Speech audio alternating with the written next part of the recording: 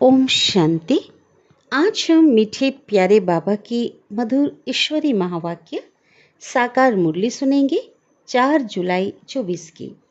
आज की मुरली का सार है, मीठे बाबा कहते हैं, मीठे बच्चे, बहन भाई के भी भान से निकल, भाई भाई समझो तो सिविल आई बन जाएगी। क्या बन जाएगी? दृष्टि बहुत स्वच्छ बन जाएगी। आत्मा जब सिविल आइज्ड बने तब कर्मातीत बन सकती है। तो पहला पुरुषार्थ ये करना है। आज की मुरली का प्रश्न है, बाबा पूछ रहे हैं, अपनी खामियों को निकालने के लिए कौन सी युक्ति रचनी चाहिए? उत्तर है, मना अपनी कमी कमजोरियों को निकालने के लिए, अवगुणों को निकालने के लिए कौन सी युक्ति रचनी चाहिए? उत्तर है, अपने कैरेक्टर का रजिस्टर रखो। कैरेक्टर्स का माना अपने चरित्र का, आचरण का क्या रखना है? रजिस्टर रखो। उसमें रोज का पोतामेल नोट करो। रजिस्टर रखने से अपनी कमियों का मालूम पड़ेगा, फिर सहज ही उन्हें निकाल सकेंगे। खामियों को निकालते निकालते उस अवस्था तक पहुंचना है जो एक बाबा के सिवाय दूसरा कुछ भी याद ना आए। किसी भी पुरानी चीज में ममत्व अर्थात अटैचमेंट ना रहे। अंदर कुछ भी मांगने की तमन्ना ना रहे, है ना। बाबा मिला मना सब कुछ मिला। ओम शांति। एक है मानव बुद्धि और दूसरी है ईश्वरी बुद्धि। फिर सतयुग में कौन सी बुद्धि होगी? दैवी बुद्धि। मानव बुद्धि है आसुरी बुद्धि, क्रिमिनल आइज्ड है ना। एक होते हैं सिविल आइज्ड, दूसरे होते हैं क्रिमिनल आइज्ड। देवताएं हैं वाइसलेस अर्थात निर्विकारी, सिविल आइज्ड हैं। और यहाँ कलयुगी मनुष्य हैं विशेष क्रिमिनल आइज्ड, है ना। पतित विकारी दृष्टि है उनकी, तो उनके ख्याल ही विशेष होंगे। क्रिमिनल आइज्ड मनुष्य रावण की जेल में पड़े रहते हैं। रावण राज्य में सब हैं क्रिमिनल आइज्ड, एक भी सिविल आइज्ड नहीं है। अभी तुम हो पुरुषोत्तम संगम युग पर। अभी बाबा तुमको क्रिमिनल आइज्ड से बदलकर सिविल आइज्ड बना रहे। हमारी दृष्टि को क्या कर रहे हैं? परिवर्तन कर रहे हैं, प्योर बना रहे हैं, स्वच्छ बना रहे हैं। क्रिमिनल आइज्ड में भी अनेक प्रकार के होते हैं, कोई सेमी, कोई कैसे, है ना। कोई बहुत ज़्यादा दृष्टि चंचल विकारी होगी, किसी की थोड़ी कम होगी, कोई सामान्य होगा। तो बाबा कह रहे हैं जब सिविलाइज्ड बन जाएंगे तब कर्मातीत अवस्था होगी। फिर क्या होगा? ब्रदरली आइज्ड, भाई भाई की दृष्टि बन जाएगी। स्वच्छ दृष्टि जब होगी, प्योर, है ना, तो कौन सी दृष्टि होगी? भाई भाई की। आत्मा आत्मा को देखती है, शरीर तो रहते ही नहीं, तो क्रिमिनल आइज्ड कैसे होंगे, है ना। जब ये पक्की दृष्टि हो जाएगी, सबको आत्मिक दृष्टि जब पक्की हो जाएगी तो क्या होगा? कभी क्रिमिनल आइज्ड हो नहीं सकती, क्योंकि जब देह को देखते हैं, दैहिक दृष्टि होती है, तभी विकार की उत्पत्ति होती है। इसलिए बाबा कहते हैं अपने को बहन भाई के भान से भी निकालते जाओ, है ना। भाई बहन में भी क्या होता है? ये भी दैहिक एक संबंध हो जाता है, दृष्टि हो जाती है। तो बाबा कहते हैं अभी तो उससे भी ऊपर जाना है। भाई भाई समझो, आत्मिक दृष्टिकोण। यह भी बड़ी गुह्य बात है, कभी किसी की बुद्धि में आ नहीं सकती। सिविल आइज्ड का अर्थ भी किसी की बुद्धि में आ नहीं सकता। अगर आ जाए तो ऊंच पद पा लेवे। बाबा समझाते हैं अपने को आत्मा समझो। शरीर को भूलना है, यह शरीर छोड़ना भी है बाप की याद में। मैं आत्मा बाबा के पास जा रहा हूँ। देह का अभिमान छोड़ पवित्र बनाने वाले बाप की याद में ही शरीर छोड़ना है। एक शिव परमात्मा की याद में शरीर छोड़ना है। अभ्यास अभी से करना है ना। क्रिमिनल आइज्ड होंगे तो अंदर में ज़रूर खाता रहेगा। भाई भगवान के बने हैं, अगर उसके बाद भी सुधार नहीं करेंगे, परिवर्तन नहीं करेंगे, और बाबा कि समझाने जब सुनते रहेंगे तो क्या होगा, अंदर तो दिल खाएगा ना कि भगवान की श्रीमत का मैं पालन नहीं कर रहा हूँ, मेरे अंदर अभी भी स्वच्छता नहीं है। तो बाबा कहते आगे कि मंजिल बहुत भारी है, भल कोई भी अच्छे अच्छे बच्चे हो तो भी कुछ ना कुछ भूलें होती ज़रूर है। क्या बोल रहे हैं बाबा, अच्छे अच्छे बच्चे हैं भी तो भी कुछ ना कुछ भूलें होती ज़रूर है। क्यों? क्योंकि माया है ना। कर्मातीत तो कोई भी हो नहीं सकता, कर्मातीत अवस्था को तो पिछाड़ी में पाएंगे, तब सिविलाइज्ड हो सकते हैं। फिर वह रूहानी ब्रदरली लव रहता है, भाई भाई का प्यार रहता, रूहानी ब्रदरली लव बहुत अच्छा रहता है। फिर क्रिमिनल दृष्टि नहीं होती है, तब ही ऊंच पद पा सकते हैं। बाबा एम ऑब्जेक्ट तो पूरी बतलाते हैं।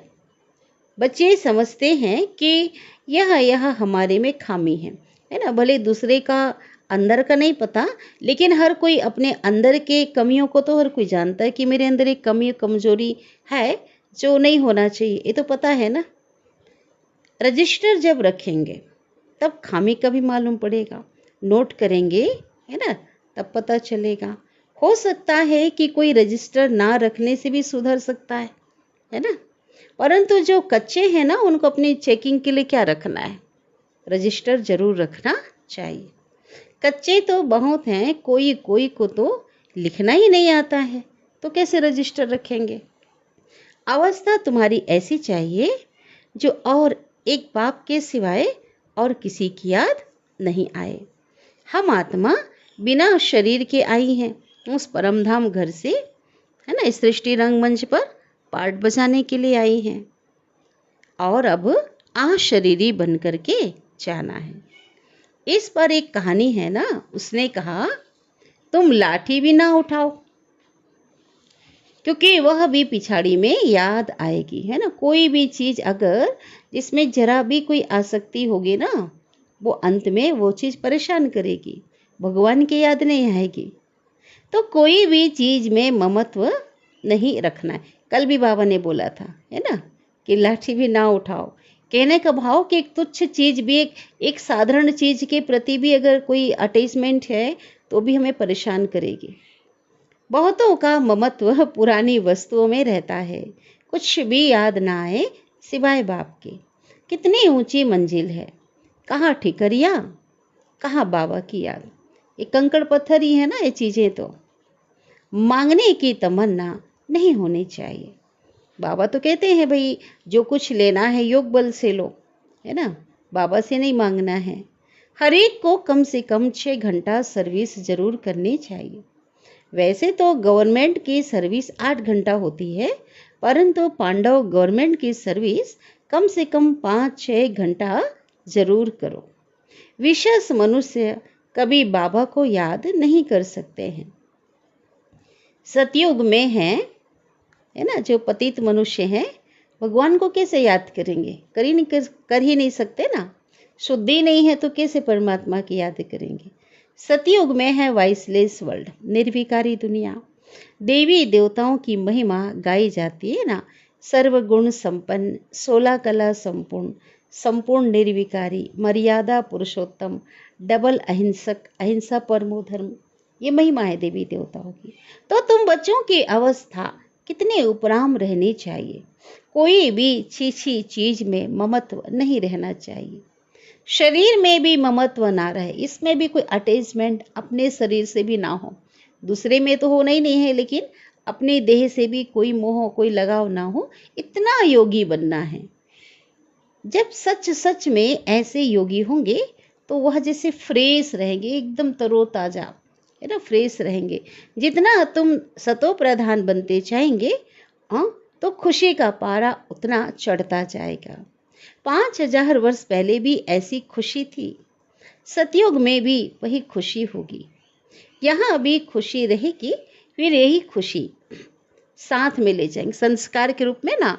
संगम युग में जो खुशी है, संगम युग की, परमात्मा मिलन की, है ना, वो खुशी हमारे साथ संस्कार के रूप में जाएगी, और वो खुशी जो है वहाँ भी रहेगी। अंतमति सो गति कहा जाता है ना, इसलिए बाबा कहते अभी से ऐसा अभ्यास करें कि अंत घड़ी एक भगवान की याद के सिवाय कोई याद ना आए। अभी की मत है, फिर अभी की मत है, फिर गति सतयुग में होगी। अभी श्रीमत है ना, लेकिन गति कहाँ होगी? सतयुग में, सदगति। यह बहुत विचार सागर मंथन करना होता है। बाप तो है ही दुख करता सुख करता। तुम कहते हो हम बाप के बच्चे हैं, तो किसको भी दुख नहीं देना चाहिए, सबको सुख का रास्ता बताना चाहिए। यदि सुख नहीं देते हैं तो जरूर दुख देंगे। यह पुरुषोत्तम संगम युग है, जबकि तुम पुरुषार्थ करते हो सतो प्रधान बनने के लिए। पुरुषार्थी भी नंबरवार होते हैं। जब बच्चे अच्छी सर्विस करते हैं तो बाबा उनकी महिमा करते हैं कि यह फलाना बच्चा योगी है, सर्विसेबल है। जो सर्विसेबल बच्चे हैं वह वाइसलेस लाइफ में है, निर्विकारी जीवन में है। जिसको जरा भी ऐसे वैसे ख्यालात नहीं आते हैं, तो वैसे बच्चे ही क्या करेंगे, पिछाड़ी में कर्मातीत अवस्था को पाएंगे, उस संपूर्ण अवस्था को पाएंगे, सभी बंधनों से क्या होंगे, मुक्त हो जाएंगे। तुम ब्राह्मण ही सिविलाइज्ड बन रहे हो। मनुष्य को कभी देवता नहीं कहा जाता, कहा नहीं जा सकता। जो क्रिमिनल आइज्ड होगा वह पाप जरूर करेगा। सतयुगी दुनिया में, सतयुगी दुनिया क्या है? पवित्र दुनिया है। यह है पतित दुनिया। यह अर्थ भी समझते नहीं, जब ब्राह्मण बने तब समझें। कहते हैं ज्ञान तो बहुत अच्छा है, जब फुर्सत होगी तब आऊँगा, ऐसे कई कह करके है ना, ऐसा कहा कर क्या करते चले जाते हैं। प्रदर्शनी में आते हैं तो कहते हैं, कोई ऑफर करते हैं भाई आओ तो ऐसा कहते हैं। बाबा समझते हैं आएगा तो कभी भी नहीं। बाबा क्या समझते हैं? आएगा तो कभी भी नहीं। तो यह तो बाप की इंसल्ट हुई ना। मनुष्य से देवता बनते हैं तो फौरन करना चाहिए। कल पर डाला तो क्या कहा जाता है? आज कले, आज करे, कल करे सो आजकल, और आज करे सो अब, पल में प्रलय होएगी बहोरी करेगा कब, ऐसे कहावत है ना। तो कल पे डाला तो माया नाक से पकड़कर गटर में डाल देगी। कल कल करते तो काल खा जाएगा। इसलिए शुभ कार्य में देरी नहीं करनी चाहिए। क्यों? क्योंकि श्वासों का भरोसा नहीं है। काल तो सिर पे खड़ा है। कितने मनुष्य अचानक मर पड़ते हैं। अभी बॉम्ब गिरे तो कितने मनुष्य मर जाएंगे। अर्थक्वेक होती है ना तो पहले थोड़े ही पता पड़ता है। ड्रामा अनुसार नेचुरल कैलेमिटीज भी होनी है, जिसको तो कोई जान नहीं सकता। बहुत नुकसान हो जाता है। फिर गवर्नमेंट रेल का किराया आदि भी बढ़ा देती है। भाई भरपाई करने के लिए कुछ तो करना पड़ेगा, है ना। तो ऐसा होता है। मनुष्यों को तो जाना ही पड़े। ख्याल करते रहते हैं कैसे आमदनी बढ़ाएं जो मनुष्य दे सके। क्या अनाज कितना महंगा हो गया है। अभी ट्रेन का रेल का किराया बढ़ेगा तो सफ़र तो करना ही पड़ेगा ना, देना ही पड़ेगा। आज कितना महंगा हो गया है। तो बाप बैठ समझाते हैं, सिविल आइज्ड को कहेंगे पवित्र आत्मा। यह तो दुनिया ही क्रिमिनल आइज्ड है। तुम अभी सिविल आइज्ड बनते हो। पूरे इसके ऊपर मुरली चली है। अपनी प्योर दृष्टि, स्वच्छ दृष्टि बाबा हमारी बनाते हैं। मेहनत है ऊंच पद पाना, मेहनत है ना भाई। क्रिमिनल आइज्ड से सिविल आइज्ड बनना तो इसमें क्या करना है? मेहनत है। अब ऊंच पद पाना मासी का घर नहीं है। कहते हैं माँ का नहीं है, माँ का घर नहीं, मासी का घर तो है। मीन्स आसान काम नहीं है। जो बहुत सिविल आइज्ड बनेंगे वही ऊंच पद पाएंगे।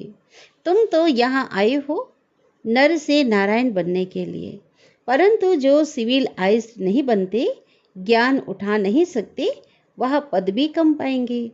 इस समय सभी मनुष्यों की है क्रिमिनल आइज्ड। सतयुग में होती है सिविलाइज्ड। तो बाबा समझाते हैं, मीठे बच्चे, तुम देवी देवता स्वर्ग के मालिक बनना चाहते हो तो बहुत बहुत सिविलाइज्ड बनो। अपने को आत्मा समझ बाप को याद करो, तब 100% सोल कॉन्शियस बन सकेंगे, आत्म अभिमानी बन सकेंगे। कोई को भी अर्थ समझाना है, सतयुग में पाप की कोई बात तो होती ही नहीं है। वह है ही सर्वगुण संपन्न, संपूर्ण सिविलाइज्ड, है ना, ऐसी दुनिया है। तो बाबा कहते हैं चंद्रवंशी की भी 2 कला कम होती है ना, 16 में से 2 कला कम हो जाती है। चंद्रमा की भी पिछाड़ी में आकर बाकी क्या हो जाती है, पूर्णिमा के दिन एकदम बिल्कुल पूर्ण चांद होगा और धीरे धीरे कलाएं उतरती हुई अंत में अमावस्या में क्या होता है, एक लकीर रह जाती है, एकदम नील नहीं होती है, कहेंगे प्रायः एक लोफ हो गया है, बादलों में दिखाई नहीं पड़ता, लेकिन बाबा कहते एक लकीर रहती है ना। अमावस्या को अंधकार होता है ना, तो पूरी तरह नील नहीं होती, कुछ न एक लाइट की एक लकीर रहती है जो दिखाई नहीं पड़ता। तो बाबा कहते हैं तुम्हारी ज्योति भी, क्योंकि आत्मा तो विनाशी है ना, तो ज्योति भी बिल्कुल बुझ नहीं जाती, कुछ ना कुछ लाइट रहती है। सुप्रीम बैटरी से फिर तुम पावर लेते हो। खुद ही आकर वह सिखलाते हैं कि मेरे साथ तुम कैसे योग रख सकते हो। टीचर पढ़ाते हैं तो बुद्धि योग टीचर के साथ रहता है ना। टीचर जो मत देंगे वह पढ़ेंगे, है ना। स्कूल में भी होता है ना, पढ़ाने वाले भाई फलाना टीचर हमें पढ़ाते हैं, तो उनके साथ बुद्धि जुटी हुई होती है और जिस प्रकार पढ़ाएंगे, डायरेक्शन देंगे तो वह पढ़ेंगे। हम भी पढ़कर टीचर अथवा बैरिस्टर बनेंगे, है ना। ऐसा उस लौकिक दुनिया की बात है। इसमें कृपा व आशीर्वाद की बात तो नहीं रहती है, माथा टेकने की भी दरकार नहीं, है ना। यहाँ पे बाबा के घर हम आते हैं तो यहाँ भी हमें पढ़ाई पढ़नी है ना, तभी तो ऊंचा पद मिलेगा। तो यहाँ ऐसा नहीं कि भगवान हम पे शिव बाबा कृपा करें, आशीर्वाद करें ताकि हम अच्छे से पढ़ें, ऊंचा पद पाएं, नहीं, ऐसी बात नहीं है। यहाँ तो माता पुरुषार्थ करना है, यहाँ पे हर एक को माथा टेकने की भी दरकार नहीं। हाँ, कोई हरिओम कह देता है या राम राम कहते हैं तो रिटर्न में करना पड़ता है ना। ऐसा नहीं कि उसने राम राम कहा, है ना, और आप ओम शांति बोल रहे हो, ऐसा नहीं। बाबा आज समझा रहे हैं, भाई सामने वाले को पता नहीं है, उसकी आस्था जिस पे है, तो वो उसने हरिओम कहा या राम राम कहा तो रिटर्न में हमको भी कहना पड़ेगा ना, भले नॉलेज हमें है तो भी कहना पड़ता है। तो यह भी एक इज्जत देनी होती है, भगवान ने आज हमें सिखाया है। सभी इसको अंडरलाइन करेंगे, नहीं तो कई बार क्या होता है ना, कई ईगो आ जाता है और बोलते नहीं हैं। तो अहंकार नहीं दिखाना है कि तुम जानते हो, हमको तो एक बाबा को ही याद करना है, नहीं, है ना। बाबा के अहंकार नहीं दिखाना है, तुम तो जानते हो हमको तो एक बाबा को याद करना है। कोई भक्ति छोड़ते हैं तो भी हंगामा हो जाता है, भक्ति छोड़ने वाले को नास्तिक समझते हैं। उनके नास्तिक कहने और तुम्हारे कहने में कितना फर्क है ना। वो जो भक्ति छोड़ दिया, पूजा पाठ नहीं किया, जब तप नहीं किया, कहेंगे नास्तिक है। और तुम क्या कहते हो, जो बाप को, परमात्मा को यथार्थ रीति नहीं जानते हैं, इसलिए वो नास्तिक हैं, निधन के हैं। इसलिए सब लड़ते झगड़ते रहते हैं। एक भगवान से कनेक्शन टूटने के कारण, उसे ना जानने के कारण क्या चल रही है, लड़ाई झगड़ा चल रहा है ना। घर घर में झगड़ा अशांति है। क्रोध की निशानी क्या है, अशांति। वहाँ कितनी अपार अशांति है। मनुष्य कहते हैं भक्ति में तो बड़ी शांति मिलती है, परंतु वह है अल्पकाल के लिए, शांति तो सदा काल के लिए चाहिए ना। तुम धनी से निधन के बन जाते हो, अभी तो धनी के बने हैं, तब क्या होता है, शांति से फिर से अशांति में आ जाते हो। नीचे उतरते हैं तो ऐसा हो जाता है ना। बेहद का बाप बेहद का सुख का वर्षा देते हैं, हद के बाप से हद के सुख का वर्षा मिलता है। वह वास्तव में है दुख का काम कटारी का वर्षा। लौकिक पिता से क्या मिलता है ना, गृहस्थ जीवन में ढकेल देते, गृहस्थ जीवन में भेज देते तो प्योर से क्या बन जाते, ब्रह्मचर्य खंडित होता है ना, काम कटारी चलाने लग जाते। तो जो आदि मध्य अंत दुख देने वाला है, जिसमें दुख ही दुख है, इसलिए बाबा कहते हैं तुम आदि मध्य अंत दुख पाते हो। तो शिव बाबा कहते हैं मुझे पतित पावन बाप को याद करो। इसको कहा जाता है सहज याद और सहज ज्ञान सृष्टि चक्र का। तुम अपने को आदि सनातन देवी देवता धर्म का समझेंगे तो जरूर स्वर्ग में आएंगे। स्वर्ग में सब सिविलाइज्ड थे। देह अभिमानी को क्रिमिनलाइज्ड कहा जाता है, क्योंकि देह समझते हैं, दैहिक दृष्टि होती है। और सिविलाइज्ड वाले क्या समझेंगे, आत्मा समझेंगे, हर एक को पवित्र दृष्टि से, आत्मिक दृष्टि से देखेंगे, व्यवहार में आएंगे। बाबा कितना सहज करके समझाते हैं, परंतु बच्चों को यह भी याद नहीं रहता है। क्यों? क्योंकि क्रिमिनलाइज्ड है ना, अभी परिवर्तन नहीं हुआ है, तो छीछी दुनिया उन्हें याद पड़ती है। बाप कहते हैं इस दुनिया को, इस छीछी दुनिया को क्या करो, भूल जाओ। अच्छा, मीठे मीठे सिकिलधे बच्चों प्रति माता पिता बाप दादा का याद प्यार और गुड मॉर्निंग। रूहानी बाप के रूहानी बच्चों को नमस्ते, और हम रूहानी बच्चों के रूहानी माता पिता बाप दादा को याद प्यार, गुड मॉर्निंग और नमस्ते। शुक्रिया बाबा, शुक्रिया आपका दिल से पद्मा पदम गुणा शुक्रिया। धारणा के लिए मुख्य सार।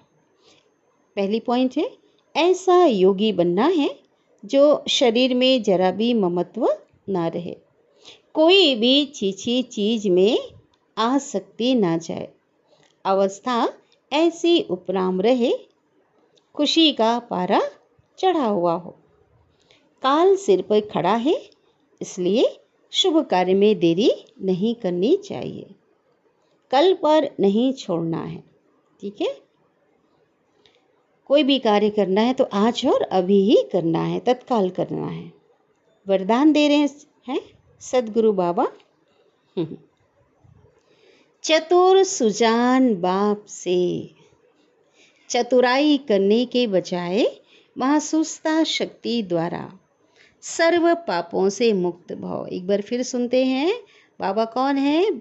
चतुर सुजान। चतुर सुजान बाप से चतुराई करने के बजाय महसूसता शक्ति द्वारा सर्व पापों से मुक्त भव।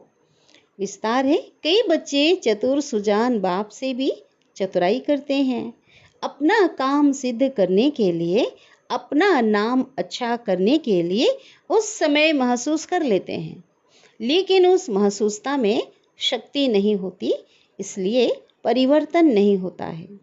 कई हैं जो समझते हैं यह ठीक नहीं है, लेकिन सोचते हैं कहीं नाम खराब न हो, इसलिए है ना, अंदर से समझ रहे हैं कि जो भी मेरे में संस्कार है, मेरी आदत है, वो अच्छा नहीं है, लेकिन सोचते हैं कि कहीं नाम खराब ना हो जाए, इसलिए अपने विवेक का खून करते हैं, तो यह भी पाप के खाते में जमा होता है।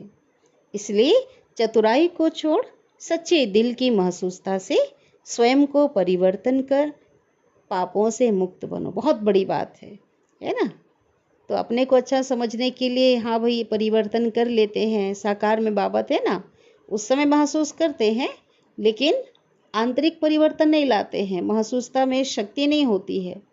इसलिए बाबा कहते हैं चतुराई जो करते हैं ना, तो क्या होता है, तो वो जो है पाप के खाते में जमा हो जाता है ना, विवेक का खून किया।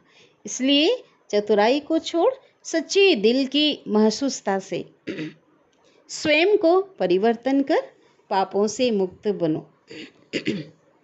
स्लोगन है, जीवन में रहते भिन्न भिन्न बंधनों से मुक्त रहना ही जीवन मुक्त स्थिति है। जैसे बाबा कहते हैं ना, कलयुग में सभी क्या है, जीवन बंध में है, और सतयुग में क्या है, जीवन मुक्त, माना जीवन में रहकर अनेक बंधनों से मुक्त हैं। तो बाबा कहते हैं संगम में भी आप जीवन मुक्त स्थिति का अनुभव कर सकते हो। कैसे? ज्ञान और योग के आधार पे। जैसे देह भी एक बहुत बड़ा देह का बंधन होता है ना, सबसे बड़ा, तो बाबा ने क्या ज्ञान दिया है? बंधन से मुक्त होने के लिए अपने को आत्मा समझना, है ना। तो ये क्या होगा?